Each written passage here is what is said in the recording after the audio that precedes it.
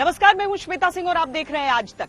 अपने परों पर अपार शक्ति को सजाए, आधुनिक और ताकतवर हथियारों से लैस, आसमान की ऊंचाइयों तक लहराने के लिए तिरंगा, भारत का अपना राफेल। आज की तारीख में किसी हथियार से जिस तरह की अपेक्षा की जाती है, राफेल उन सब का ऑलराउंडर है। एयर डोमिनेंस का बादशाह है, अपनी रक्षा भी करना जानता है और दुश्मन को अपनी रक्षा करने का मौका तक नहीं देता है। आइए हम आपका परिचय कराते हैं राफेल से। जिसका होगा हवाओं पर राज, वही देश कहलाएगा सरताज।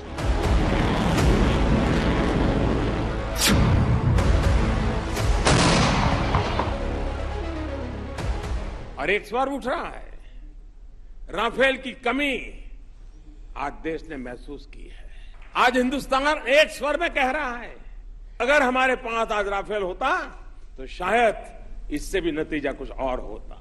लेकिन अब कोई भारत को आंख दिखाने का साहस नहीं कर सकता।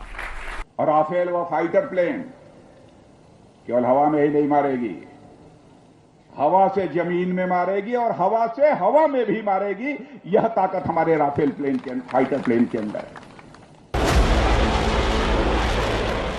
जिसका निशाना है अजूब, बनने वाला है हमारा भरोसा अटूट।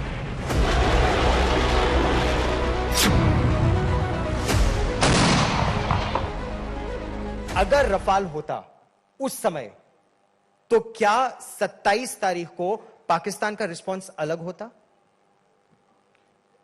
रिस्पांस का जिम्मा उनके हाथ में है, बट रिजल्ट अलग होता। Rafale is giving you a tremendous capability jump, and it is superior to all the aircraft in the inventory of both our adversaries. Rafale comes in, it will ensure that our deterrence of our air defense will increase manifold, and they will not come anywhere near our line of control or the border with that kind of a capability that we will possess. हमारी सर्वशक्तिमान सेनाओं को बनाने अजय, देखो आ रहा है Rafale.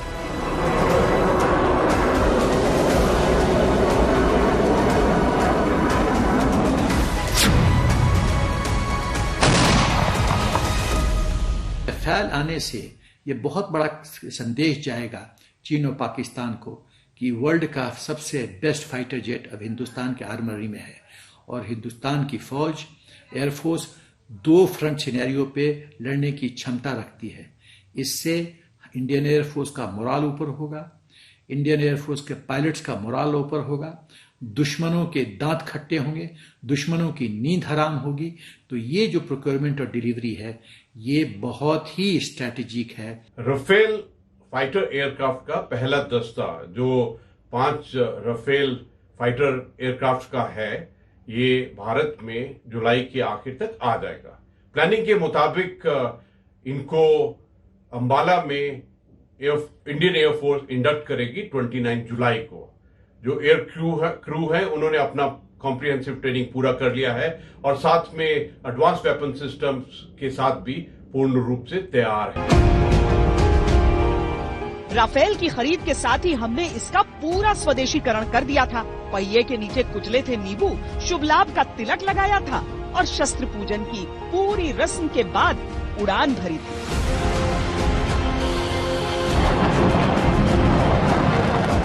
Rafale के कारण निश्चित रूप से हमारे एयरफोर्स की एक कम्बैट कैपेबिलिटी में इजाफा हुआ है। ये बहुत बड़ी वृद्धि हुई है। लेकिन यदि हम अपनी कम्बैट कैपेबिलिटी को बढ़ा रहे हैं तो किसी के ऊपर आक्रमण करने के लिए नहीं बढ़ा रहे हैं, बल्कि ये हम बढ़ा रहे हैं तो अपने सेल्फ डिफेंस के लिए हम बढ़ा रहे हैं। आइए हम आपको राफेल के भारत आगमन का पूरा रास्ता समझाते हैं। 27 जुलाई को 5 राफेल जेट्स फ्रांस के इस्ट्रेस से टेक ऑफ करेंगे और अबू धाबी के नजदीक अल्ध्राफा में फ्रेंच एयरबेस पर लैंड करेंगे। ये उड़ान 10 घंटे की होगी।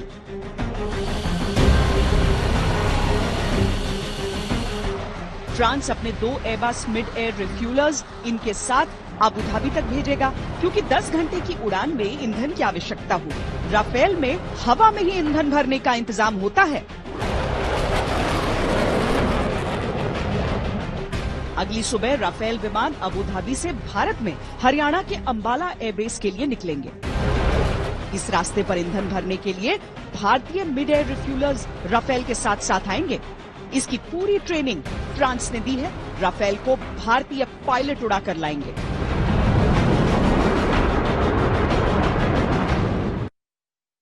जो शुरुआती प्लान था उसके अनुसार राफेल विमान कई देशों में रुकते रुकाते और उसके बाद हिंदुस्तान आने वाला था, लेकिन कोविड-19 की परिस्थितियों को देखते हुए, क्वारंटाइन की जरूरतों को देखते हुए यह तय किया गया कि जल्द से जल्द और सिर्फ एक हॉल्ट के साथ ये विमान आ जाएगा। वैसे कोविड की वजह से पहले ही इसकी डिलीवरी में देरी हुई। जो मई में आने वाले थे विमान वो अब आ रहे हैं, लेकिन फ्रांस ने भरपाई की है। जो मिसाइलें भारत को अक्टूबर में मिलने वाली थी वो अभी ही साथ में दी जा रही है। फ्रांस की सेना के लिए जिन मिसाइलों को रखा गया था, फ्रांस ने यह तय किया कि वो हिंदुस्तान की जरूरतों को देखते हुए एक दोस्त के तौर पर पहले उसकी डिलीवरी कर दे।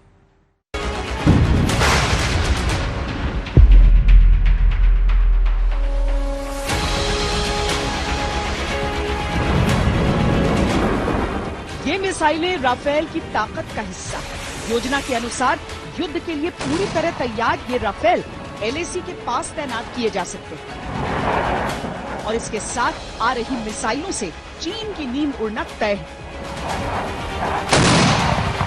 Beyond visual range air to air missile meteor जो 120 किलोमीटर दूर के टारगेट को हिट कर सकता है। राफेल में लगा ये मीटियोर मिसाइल 100 किलोमीटर दूर से दुश्मन के एयरक्राफ्ट को बिना उसकी सीमा में प्रवेश किए गिरा सकता है। और long range air to ground stand off cruise missile Scalp जो 600 किलोमीटर दूर तक निशाना साध सकती है। स्कैल्प मिसाइल अपने एयर स्पेस में रहते हुए दुश्मन देश में कई किलोमीटर भीतर तक नुकसान पहुंचा सकती है। यानी बालाकोट जैसे ऑपरेशन के लिए भारतीय वायु वीरों को अब सरहद पार करने की जरूरत भी नहीं होगी। मेट्योर मिसाइल्स हैं जो beyond visual range air to air missile है, जो एक एयर टू एयर रेवोल्यूशन लाएगा वॉरफेयर के अंदर में। और इनके साथ में रॉकेट रैमजेट मोटर्स भी हैं जो अलग किस्म से एक स्पीड देते हैं। और इन एयरक्राफ्ट के अंदर में स्कैल्प क्रूज मिसाइल भी होगा।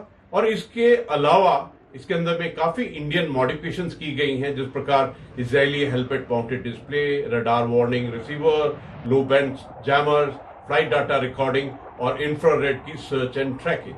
ये जो 36 हवाई जहाज हैं, इसमें 30 फाइटर जेट हैं और 6 ट्रेनर हैं। साफ तौर पर जो राफेल भारत आ रहे हैं वो युद्ध के लिए रेडी हैं। राफेल को बेहतर समझने के लिए हमारे संवाददाता शिव अरूर ने उस दौरान इस फाइटर में उड़ान भरी थी जब इसे लेकर दोनों देशों के बीच चर्चा चल रही थी।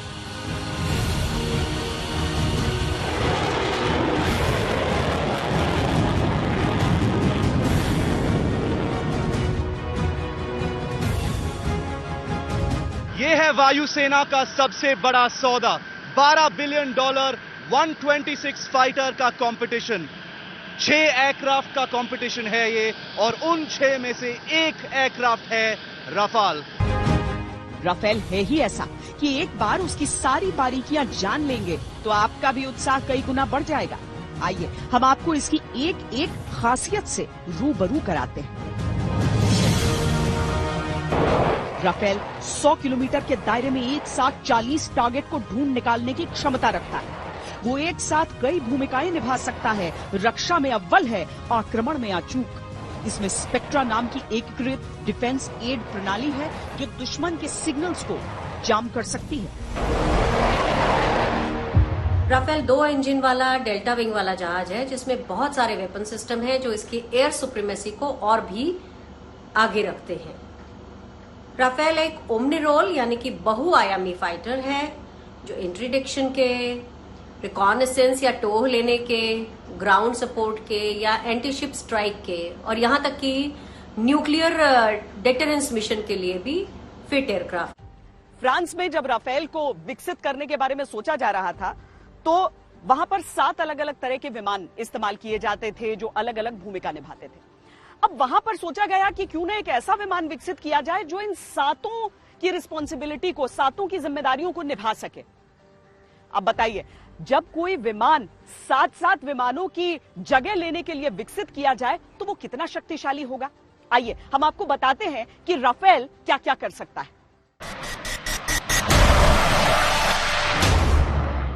राफेल फाइटर्स एयर डिफेंस और एयर सुपीरियरिटी में सक्षम है, यानी रणभूमि में हवाई क्षेत्र पर संपूर्ण नियंत्रण रखते हैं।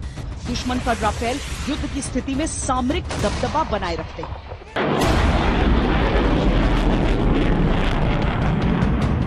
एंटी एक्सेस या एरिया डिनायल आधुनिक युद्ध में बहुत मायने रखता है।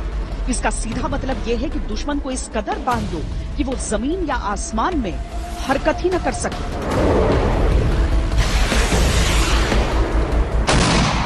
टोही विमान की भूमिका में भी राफेल बेमिसाल है। वो दुश्मन के इलाके को गुपचुप परखता है, उसका नक्शा रियल टाइम हासिल करता है, उसके ठिकाने की पूरी जानकारी हासिल कर लेता है।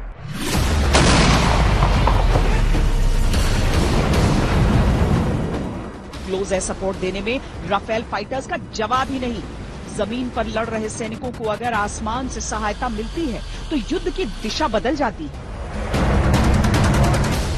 राफेल दुश्मन के उन ठिकानों पर सटीक निशाना साध सकता है जो अपनी सेना को निशाना बना रहे होते हैं और आने वाले खतरों को हवा में ही नष्ट कर सकता है।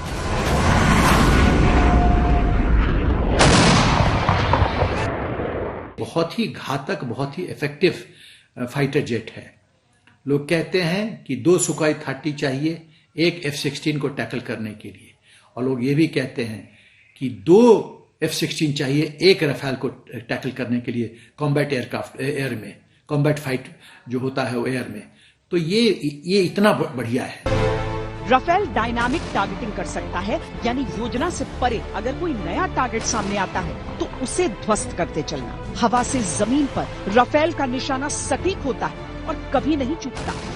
राफेल में न्यूक्लियर डेटरेंस यानी परमाणु निरोध की भी काबिलियत है।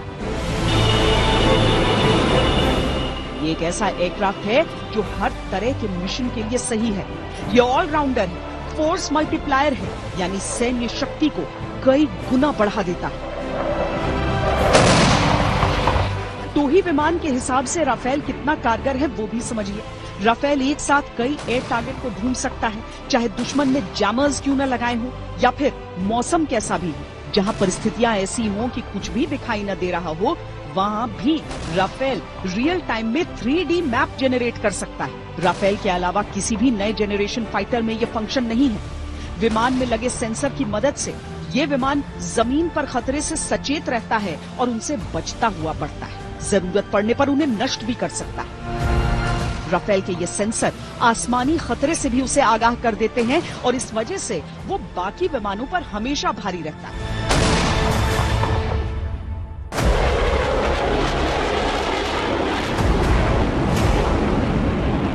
राफेल की अधिकतम रफ्तार है 1400 किलोमीटर प्रति घंटा। इसका वजन है 10 टन और ईंधन के साथ कुल 24.5 टन वजन उठाने में सक्षम है। इसका अपना ईंधन 4.7 टन, रिफ्यूलिंग के लिए 6.7 टन ईंधन, यानी आसमान में ही एक राफेल दूसरे राफेल में ईंधन भर सकता है। राफेल का विंग स्पैन यानी पंखों का फैलाव 10.90 मीटर है। इसकी लंबाई 15.30 मीटर, ऊंचाई 5.30 मीटर और ये 50,000 फीट की ऊंचाई तक उड़ान भर सकता है।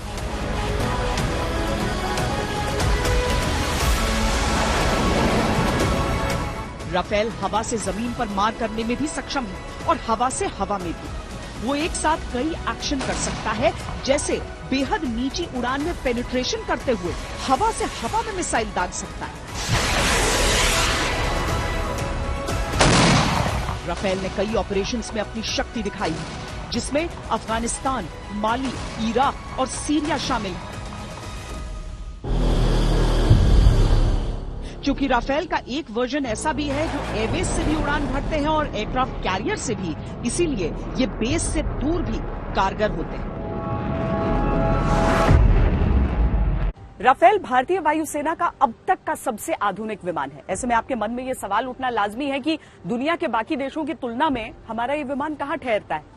आपको बताएं कि अमेरिका जैसे जो देश हैं वो 5वीं पीढ़ी का विमान इस्तेमाल करते हैं। दरअसल इन प्लेन्स को जेनरेशन के हिसाब से जाना जाता है, कि ये कितने आधुनिक हैं। राफेल 4.5 या जिसे 4++ जनरेशन भी कहा जा सकता है, उस पीढ़ी का विमान है।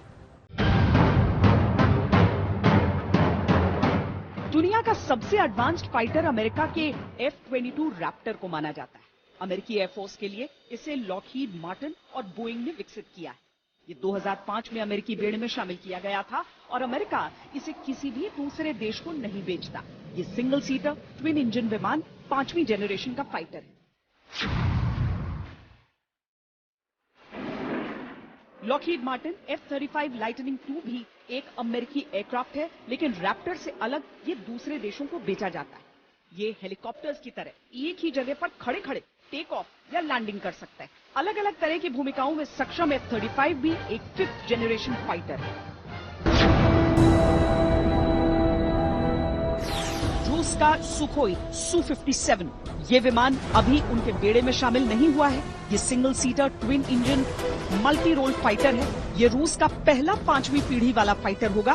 भारत इसी कंपनी का बनाया Su-30 MKI इस्तेमाल करता है। Made in China J-20 fighter भी एक 5th जनरेशन एयरक्राफ्ट है। चीन ने 2017 से इसका इस्तेमाल शुरू किया है, लेकिन इस विमान को आंकने के लिए हम सीधे इसकी तुलना राफेल से करते हैं।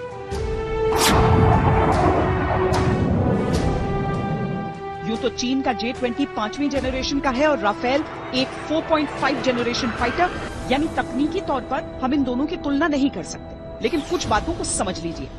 चेंगडू J-20 एक स्टेल्थ एयरक्राफ्ट है, यानी एक ऐसा विमान जो जब उड़ान भरता है तो किसी को इसकी भनक भी नहीं लग सकती। वो हर रेडार को छका सकता है, लेकिन LAC के नजदीक तिब्बत के ऊपर उड़ान भरते J-20 की टोह भारत के Su-30 को मिल गई थी। चीन के लिए ये पानी पानी होने वाला पल था। वैसे भी J-20 की स्टेल्थ टेक्नोलॉजी हमेशा ही संदेह के घेरे में रही है। अभी तक चीन के लिए Su-30 को समझ पाना आसान था, क्योंकि वो खुद भी रूसी तकनीक का इस्तेमाल करता है, लेकिन राफेल फ्रेंच होने के नाते इसके लिए अनजान है। राफेल की आत्मरक्षा प्रणाली अभेद मानी जाती है और चीन के मौजूदा उपकरण उसे नष्ट करना तो दूर, उसका पता भी नहीं लगा सकते। राफेल युद्ध में इस्तेमाल हो चुका है और अपनी कुशलता साबित कर चुका है। J-20 अभी अपग्रेड होने के स्टेज में है और कभी भी युद्ध में इस्तेमाल नहीं किया गया।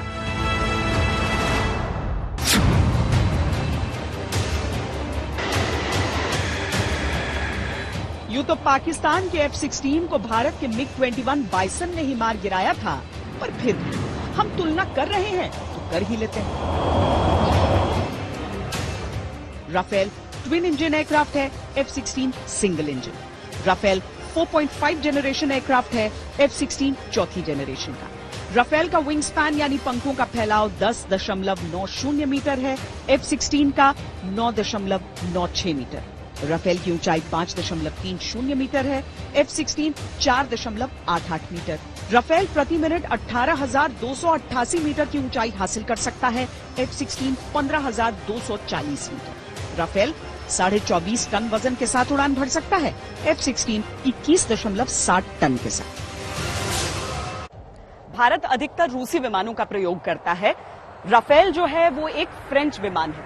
अब रूसी और यूरोपियन विमानों में क्या फर्क होता है वो भी हम आपको आसान भाषा में समझाते हैं। जैसा कि पायलट्स खुद कहते हैं, जब एक रूसी विमान को विकसित किया जाता है तो प्लेन को बनाया जाता है और उसके बाद उसमें एक पायलट फिट किया जाता है, यानी जो व्यक्ति है, जो इंसान है, जो पायलट है, उसे मशीन के हिसाब से खुद को ढालना होगा। राफेल जैसे जो विमान होते हैं, इन्हें ऐसे विकसित किया जाता है कि एक पायलट को रखा जाता है और उसके इर्द गिर्द उसकी जरूरतों को समझते हुए उस विमान को विकसित किया जाता है, यानी कहीं ज्यादा आसान और सहज। भारत ने फ्रांस से 36 राफेल का सौदा किया है। राफेल के 2 स्क्वाड्रन जल्द तैनात होंगे। पहला स्क्वाड्रन होगा अंबाला एयरबेस पर तैनात गोल्डन एरोज। इस 17वीं स्क्वाड्रन को 2016 में सेवानिवृत्त माना गया था, क्योंकि जिस MiG-21 को ये उड़ाया करते थे वो फेज आउट हो गए। इस स्क्वाड्रन के शौर्य की कई कहानियां। 1999 करगिल युद्ध में पूर्व एयर चीफ BS धनोआ ने इसे कमांड किया था। अब ये वीरता का एक नया अध्याय लिखने की तैयारी कर चुका है। यूं तो भारत ने कई अलग अलग तरह के फाइटर प्लेन्स इस्तेमाल किए हैं जिन्होंने अलग अलग युद्ध में अपना रणकौशल भी दिखाया है, लेकिन अगर एक लड़ाकू विमान को लेकर सबसे अधिक घरेलू लड़ाई हुई है तो वो राफेल ही है। 2019 के चुनावों में तो ऐसा लग रहा था जैसे राफेल ही सबसे बड़ा मुद्दा बन गया है। हम आपको समझाएंगे कि जिस डील को लेकर इतनी बातचीत हुई, इतनी बहस हुई, वो डील भारत के लिए अच्छा है वाकई या बुरा है। पैसों को लेकर और जिस तरह के उपकरण और टेक्निकल नो हाउ राफेल के साथ हम लेकर आए हैं, वो वायुसेना की ताकत क्या बढ़ा सकता है, और बढ़ा सकता है तो कितनी बढ़ा सकता है। और साथ ही एक और बड़ा सवाल कि एक अदद अच्छे फाइटर प्लेन की जरूरत हिंदुस्तान को क्यों थी। राफेल की डील पर राजनीति। Intergovernmental agreement that we have signed in 2016, and that price, which is already disclosed, is 670 crores, is about 9% lower than that 126 MMRCA basic price. We have got a better deal, madam, for this country. अगर neighbourhood बहुत dangerous है तो आपने 126 से 36 कैसे कर दिया? अगर आपको सही दाम पे 36 मिल रहे थे तो 126 क्यों नहीं खरीदे? Misleading this country with false information, sorry, will not gel. This is the truth. Rafale की कीमत पर राजनीति। छोटा सा सवाल, जो हवाई जहाज 520 करोड़ रुपए का था, उसको आपने 1600 करोड़ रुपए में क्यों खरीदा? प्राइसिंग का सवाल है। एक कोट मैं कहना चाहता हूं, it is financial advantage to nation. Pricing के मुद्दे पर भी उन्होंने कहा है इस पर कोई जांच की जरूरत सुप्रीम कोर्ट नहीं मानती। राफेल की पूजा पर भी राजनीति। Religious context of Vijayadashmi and the Rafale aircraft doesn't match. It's a festival that all of us celebrate. Why do you have to link it with coming in of an aircraft or not coming in of an aircraft? This is the whole problem with this government. You dramatize and make a drama of everything without any substantive work. पहले भी विजयदशमी के अवसर पर घर में मैं सप्त पूजा करता था। मैंने कहा कि इस बार घर में नहीं हूं, पेरिस में हूं और राफेल जैसा फाइटर प्लेन लेने के लिए आया हूं। तो चलो हम यहां कोई हथियार नहीं है तो हमारा राफेल ये फाइटर प्लेन है, इसमें मिसाइल चलेगी, इसी की मैं पूजा कर लेता। अब पूजा मैंने किया उसकी, उस पर ओम लिख दिया, उस पर रक्षा बांध दिया, अगरबत्ती दिखा दी, कहीं यह विश्वास है हौसला। 3 दशक से जो काम लटका हुआ था वो हमने शुरू करवाया। आज मुझे संतोष है कि देश को 3 दशक के इंतजार के बाद next generation fighter plane Rafale मिल गया है।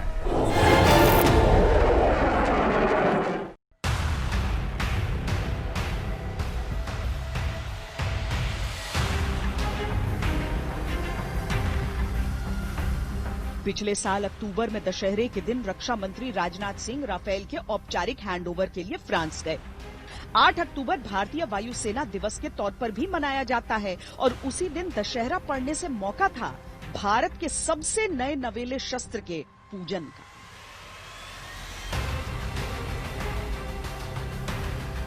तिरंगे से सजा हुआ राफेल टेल पर भारत के वायुसेना अध्यक्ष RBS भदौरिया का नाम सजाए पूर्णतः भारतीय हो गया था। रक्षा मंत्री ने 2 सीटों वाले राफेल में उड़ान भी भरी।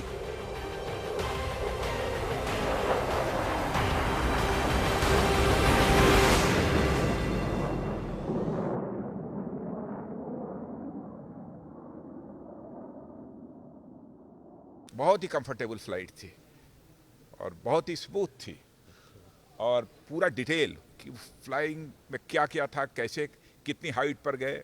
वैसे मैं आपको बतलाना चाहता हूँ सुपरसोनिक की स्पीड से भी इन्होंने मुझे फ्लाई कराया है और हमारी ज़िंदगी का बहुत एक ये अद्भुत क्षण था और मैं तो इसकी कभी कल्पना भी नहीं करता था कि यह भी अवसर मिलेगा कि सुपरसोनिक की स्पीड से मुझे किसी कम्बैट एयरक्राफ्ट में बैठकर फ्लाई करने का अवसर मिलेगा।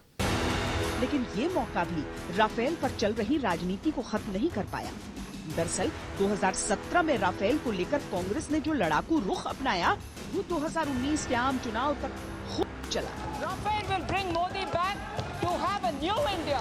जनता नरेंद्र मोदी जी ने राफेल घोटाले में हिंदुस्तान की वायुसेना से चोरी किया है, 30,000 करोड़ रुपए लेकर अनिल अंबानी को दिया है। भाई और बहनों, कार्रवाई होगी, दो नाम निकलेंगे, एक अनिल अंबानी, दूसरा नरेंद्र मोदी। याद रखिए, चौकीदार चौकीदार चौकीदार। पिछले साल नवंबर में सुप्रीम कोर्ट में इस बाबत याचिका खारिज होने के बाद से राफेल को लेकर सियासत की लौ बुझ गई। लेकिन हम आपको समझाते हैं कि राफेल की ये डील कब शुरू हुई और आखिर में किसने इसे फाइनल किया।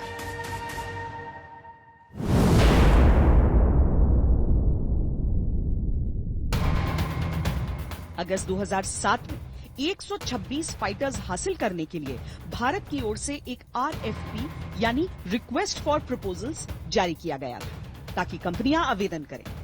इनमें से 18 फाइटर विमानों को इस्तेमाल के लिए तैयार स्थिति में खरीदा जाना था और बाकी 108 को ट्रांसफर ऑफ टेक्नोलॉजी के तहत HAL में बनाया जाना था। 6 उत्पादकों ने अपना प्रपोजल दिया। ये थे Boeing super hornet, Lockheed Martin F-16 fighting falcon, MiG-35, साब JAS ग्रिफिन, यूरोफाइटर टाइफून और दसॉ राफेल। हर पैमाने पर आंकने के बाद मुकाबला 2 कंपनियों के बीच रह गया, फ्रांस की दसॉ राफेल और यूरोपीय कंसोर्टियम का यूरोफाइटर। 31 जनवरी 2012 को कम लाइफ साइकिल कीमत और सबसे कम बोली को देखते हुए राफेल को विजेता घोषित किया गया। इसके फौरन बाद ही दसॉ से बातचीत शुरू हो गई, लेकिन बात बन नहीं पाई और 2014 में इस डील को लगभग खत्म मान लिया गया। तब तत्कालीन रक्षा मंत्री AK एंटनी ने सार्वजनिक रूप से इसे स्वीकारा भी, हालांकि तब उन्होंने पैसे की कमी का हवाला दिया था।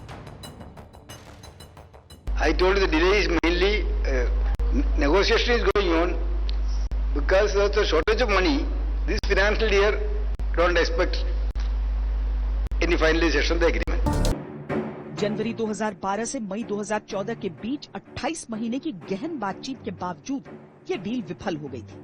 भले ही तत्कालीन रक्षा मंत्री ने डील न होने की वजह फंड की कमी को बताया था, लेकिन सूत्रों के अनुसार डील न हो पाने के कई कारण थे।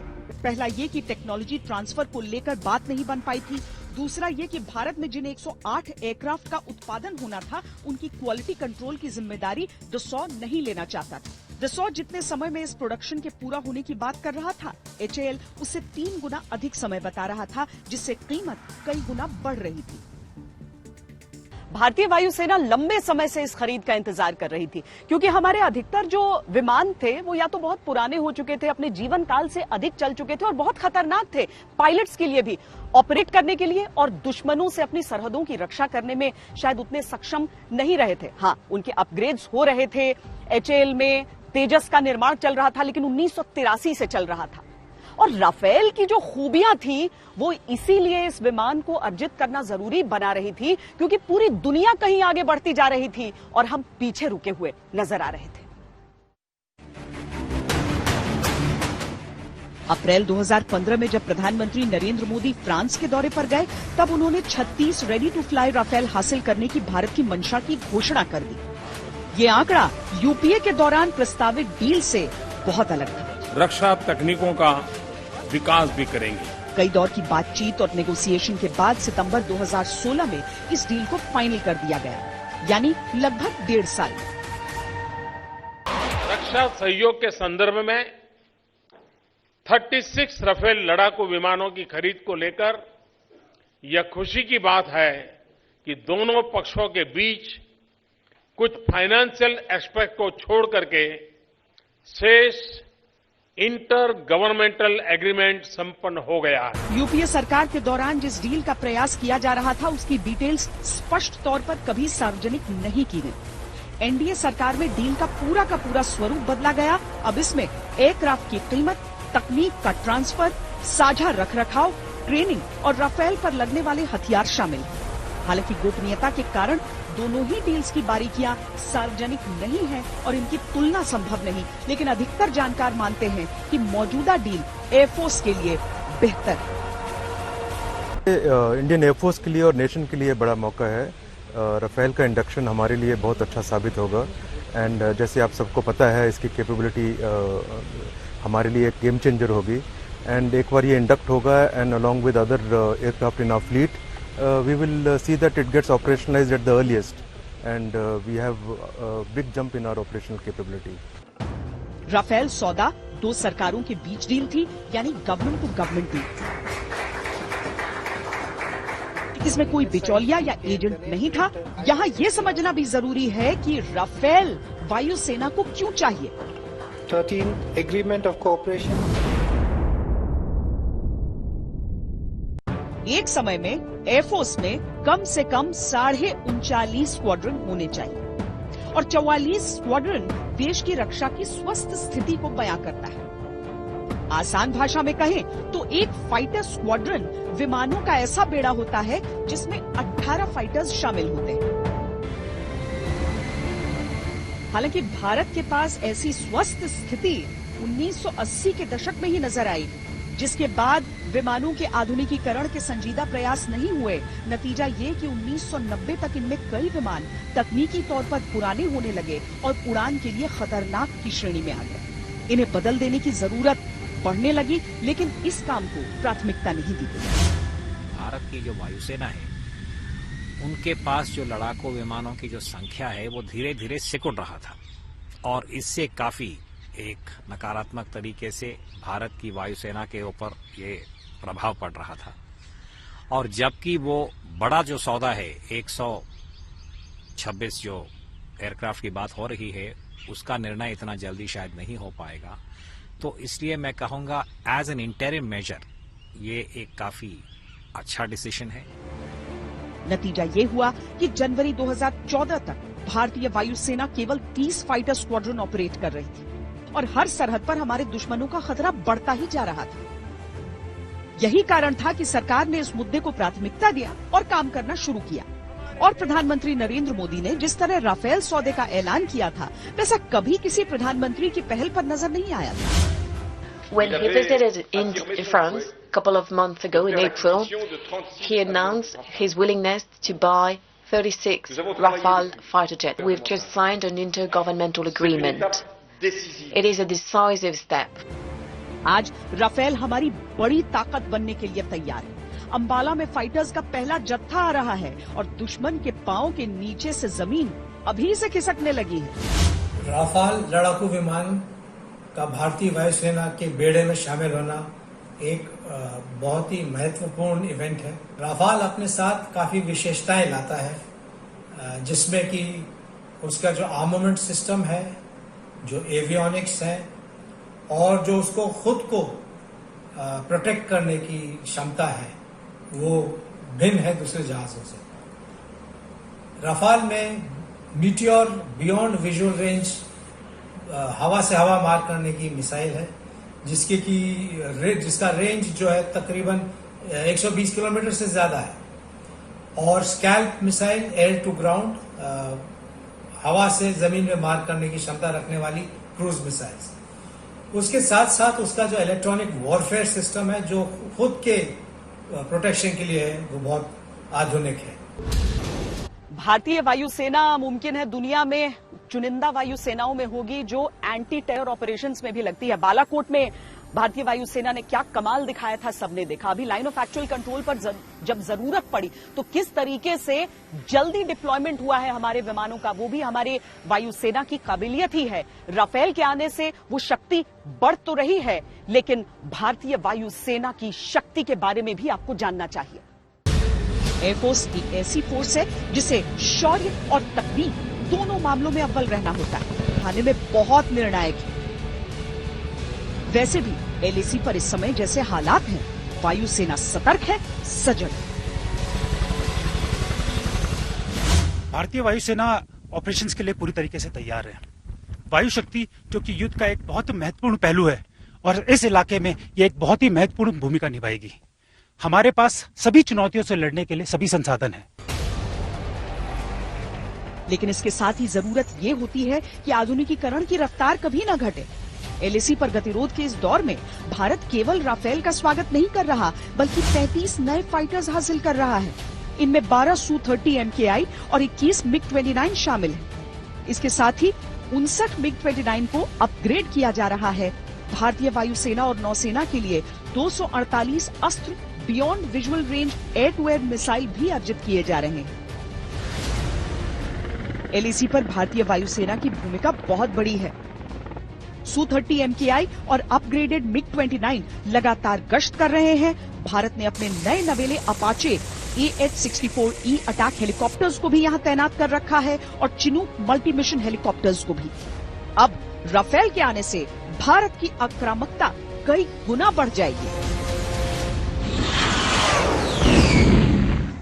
हमारी इस खास पेशकश में इतना ही। देश और दुनिया की बाकी खबरों के लिए आप देखते रहिए आज तक। नमस्कार, मैं हूं अंजना ओम कश्यप। हमें उम्मीद है ये वीडियो आपको पसंद आया होगा। लेटेस्ट खबरों के लिए यूं ही देखते रहिए आज तक और इस वीडियो के पसंद आने पर लाइक, शेयर एंड सब्सक्राइब करना ना भूलें।